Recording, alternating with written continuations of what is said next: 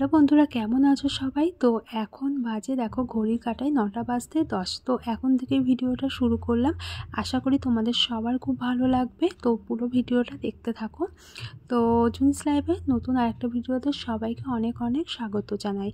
আর দেখো সকাল সকাল কিন্তু আমি রান্নাঘরে চলে এসেছি। তো এখন আমি এই সাবুটা রান্না করব। তো মিক্সারে আমি একটু পেস্ট করে এনেছি।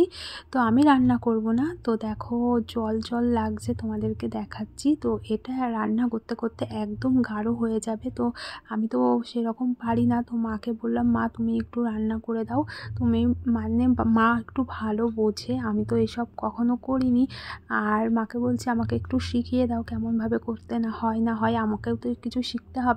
তো সেই জন্য তো মা ওইদিকে জাল দিয়ে দিয়েছে, আর ওদিকে একটু ঠান্ডাও হতে দিয়েছি। আর এখানে আমাদের চাল ছিল, মা এখানে ঝেড়ে নিচ্ছে, আর আমি তার সঙ্গে মায়ের সঙ্গে গল্প করছি, আর আমার যে কাজগুলো সেগুলো করে নিচ্ছি।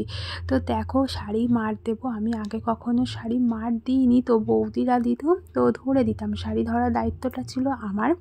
তো আজকে মাকে বললাম তুমি সব কিছু করে দাও, আমি শাড়িটা মার দেবো, যেমনভাবে তুমি করো সেরকমভাবেই আর কি করবো। আর কি দেখে এসছি বৌদিরা কেমনভাবে করে, তো সেই রকম। আর এইখানের 3টে না 4টে শাড়ি আছে, তো আমি ভালো করে আগে কেচে নিয়েছি। তারপরে এই যে আমি মার দেবো শাড়িগুলো।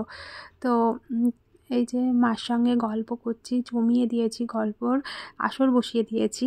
আর এখানে আমি কিন্তু কাজ করছি, মা ওইদিকে হাতে কাজ করছে, আমিও কিন্তু এদিকে হাতে কাজ করছি। মানে কেউ বসে নেই, মুখে কথা হচ্ছে আর এদিকে হাতে কাজ হচ্ছে।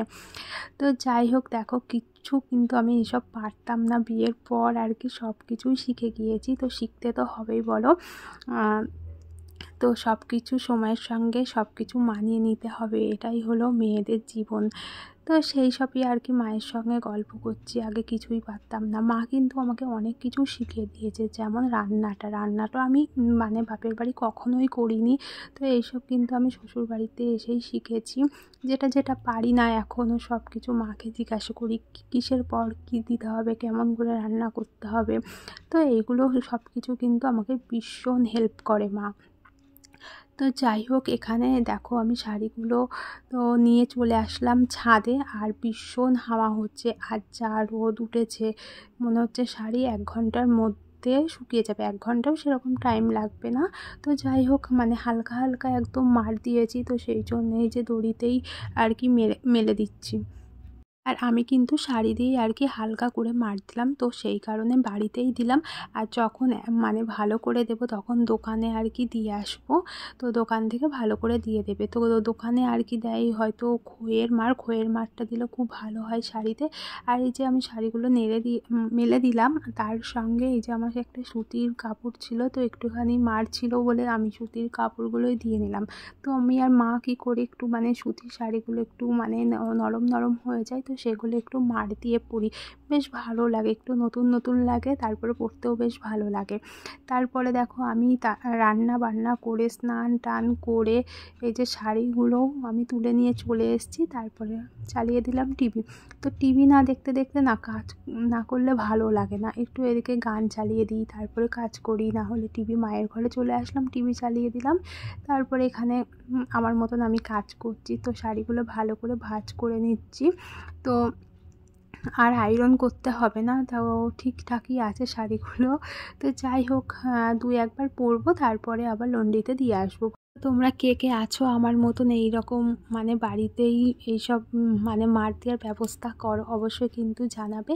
তারপরে এই যে এখন যেন কটা বাজে, দেখো 9টা বাজে। তো বর বললো চলো একটু ঘুরে আসি। তো আজকে দোকান থেকে তাড়াতাড়ি চলে এসেছিলো, তো অনেক দিন ঘুরতে যাওয়া হয় না, তো সেই কারণে। মিনিটও লাগেনি সাজতে, হ্যাঁ 5 মিনিটও লাগেনি, ঠিক আছে যা। এখন রাত 9টা বাজে, আমি আরও কিন্তু বেরিয়ে পড়লাম মানে ঘুরতে যাওয়ার উদ্দেশ্যে। কোথায় যে নিয়ে যাচ্ছে আমি সেটাও জানি না।